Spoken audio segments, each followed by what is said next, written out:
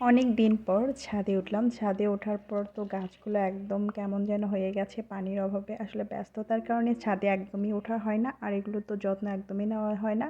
দেখেন গাছের গোড় একদম শুকিয়ে একদম মাটি খড়খড়ে হয়ে গেছে। তো ভাবলাম আজকে যেহেতু ছাদে উঠেছি, এগুলোকে আজকে পানি দিব। তো আসসালামু আলাইকুম এভরিওয়ান, শুভ সকাল, শুভ জুম্মা মোবারক। আশা করি আল্লাহর রহমতে সবাই ভালো আছেন। আলহামদুলিল্লাহ, আমিও ভালো আছি।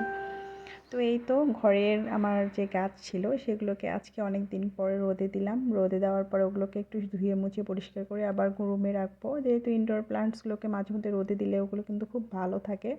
তো সেই চিন্তা ভাবনা থেকে আজকে ওগুলোকে রোদে নিয়ে এসেছি। আর এখানে এই তো বাজার ঘাট একদম শুরু করে দিয়েছি, যেহেতু আগে থেকে একটু একটু করে করতেছি। আমার অনেক ভিডিওতে আমি দেখিয়েছি বাজারের মানে রমাদানের পূর্ব প্রস্তুতি সম্পর্কে কিছু কিছু ভিডিও রয়েছে আমার। তো আজকে আরও একটু করলাম, যেগুলো না করলেই নয়, যেহেতু মানে কি বলবো লাগবে, আর রোজা থেকে একদমই বাইরে যেতে ইচ্ছে করে না।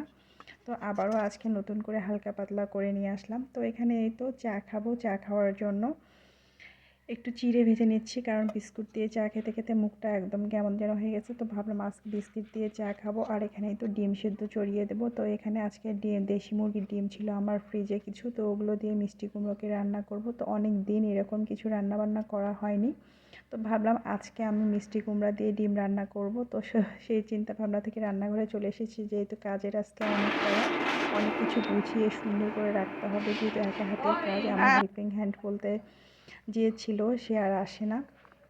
তো এই তো এখানে মিষ্টি কুমড়োটাকে খুব সুন্দর করে কেটে কুটে পরিষ্কার করে নিয়েছি। আর মিষ্টি কুমড়োটা যে এত ভালো ছিল, মুড়মুড়ে ছিল, চিন্তা ভাবনার বাহিরে। কালকে আমি কিছুটা ভর্তা করেছিলাম, তো কিন্তু ভর্তাটা এত টেস্ট হয়েছিল বলার অপেক্ষা রাখে না।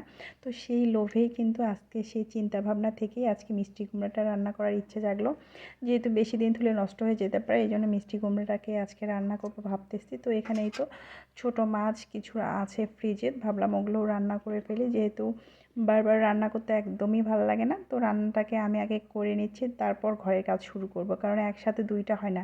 রান্নাবান্না রেডি করা থাকলে অলরেডি অন্যান্য কাজ সারাদিন গেলেও কোনো সমস্যা হয় না, কিন্তু রান্নাবান্নাটা পিছিয়ে থাকলে দেখবেন কাজ করার পর আর চুলার কাছে এসে রান্না করতে একদমই ইচ্ছে করে না।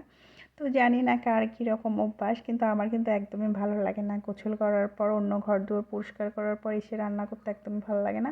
আমার কথা রান্না থাকবে, তারপর ঘরদোর পরিষ্কার করে সুন্দর করে নিজে গোসল করে তারপর একটু রেস্ট নিব।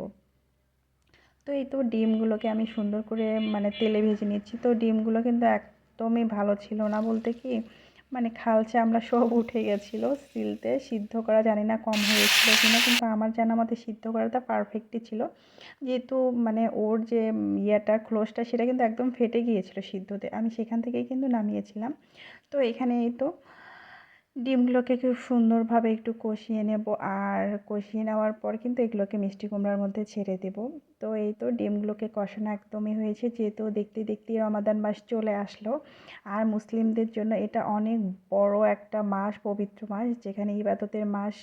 তো ভাবতেছি আসলে রমজান মাসে বাহিরে না যাওয়ার আগে আমি কাজগুলোকে করে নিই, যেহেতু আমাকে বিকেলে আরেকটু বাইরে যেতে হবে। সেটা হচ্ছে আপনার ইফতারিতে আমি কি কি করব সেই পূর্ব প্রস্তুতি সম্পর্কে।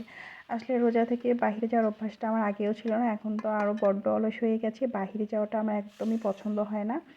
মনে হয় যে যা কিছু করব সব কিছু আগে ভাগে করে নেই, যেহেতু লাগবে, যে জিনিসগুলো আমার লাগবে সেগুলোকে হোক না একটু তাড়াতাড়ি করেই বাসায় রেডি করে রাখি। তো এই তো দেখতে দেখতে মিষ্টি কুমড়োটা হয়ে আসছে, যেহেতু বাসায় এখনও কোনো রান্নাবান্না হয়নি, আর এক হাতে বুঝতেই তো পারতেছেন সব কাজ করতে অনেকটা দেরি হয়ে যাচ্ছে। আর দেরি হওয়াটাই স্বাভাবিক, এক হাতে কাজ করতে গেলে আসলে সব কিছু মেনটেন্স করে করা হয় না।